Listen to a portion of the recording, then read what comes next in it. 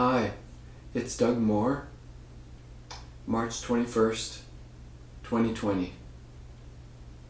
We're in the middle of the coronavirus and thought I would talk to you about surviving, thriving, and awakening mode in the midst of this pandemic.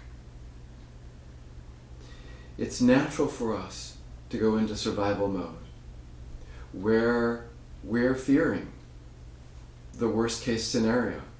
We're fearing for our very life. And that just is wired into us.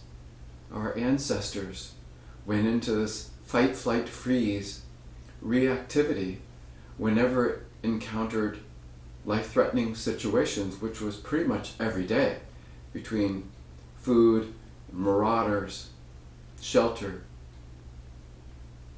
So it's wired into us to be fearful and anxious and depressed. And at the same time, what we know is that even though that's a life-saving skill, it also lowers our immune system. Now I say that not to generate more fear, but to inspire you to see the advantage of moving into thriving mode. Because you are aware of what to do. Everyone's been asked to stay at home, to keep a healthy social distance from other people if you do have to go out. So we don't need fear to change our behavior. We can take that in, we've taken the advice in, and we can do that. Which allows us to move into thriving mode, which is about staying grounded and present,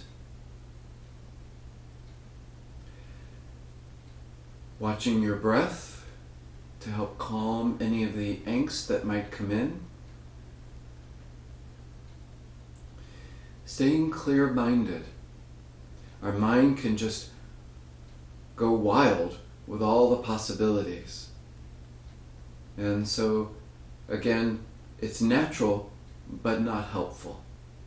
So to stay in thriving mode, it's helpful to clear the mind, give the mind something calming to focus in on, which is the breath, maybe a phrase like Om inside your mind. A piece of music can be very calming and relaxing in that way. And the other way of staying in presence is by also opening the heart and feeling the gratitude that we're seeing amazing creative ways that people are coming together. In Italy, singing off their balconies as support, musicians having in-house concerts.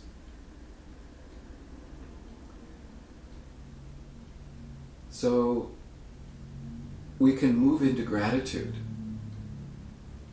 that we know that the virus is going to impact a large number of people, but yet the majority of us are going to come through this.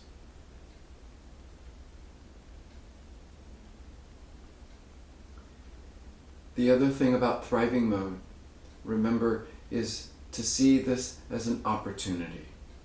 That when we're in thriving mode, we see life's challenges as for us, rather than in survival mode, it's something happening to us. So how is this for us? Well, we're already seeing this collaboration and communication among people and really supporting each other. This will help us, I think, be better prepared for other types of things like this in the future. We're also learning how to stay present, how to stay calm in the midst of this kind of challenge. And yes, it can be a challenge. Some people are really struggling around food, where they're going to get paid. And so these are significant challenges. And at the same time, there are opportunities for us to learn how to manage those challenges and to show up for each other. So remember, thriving mode is about staying present and grounded, and as we're aware, we're able to take action from that place of awareness rather than going into survival mode and taking action out of anger, anxiety, fear, and reactivity. And we're also learning the life lessons. As we move into awakening mode, we remember that we're all part of the whole. We're all part of essence. That includes the virus. The virus is a natural part of essence, of nature. So in awakening mode, we're learning how to flow with all aspects of life, rather than fighting different aspects of life that takes us back into survival mode.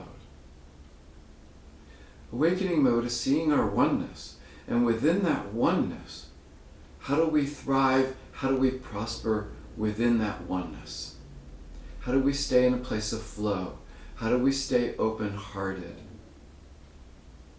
And that's part of the awakening mode, is just to see we're all part of the greater whole. And life is. Life is. And we get to choose how we want to be with how life is. So, for now, I just wanted to give you some quick thoughts on surviving, thriving, and awakening in the midst of the coronavirus. Feel free to reach out if there's anything I can do to help support. Take care.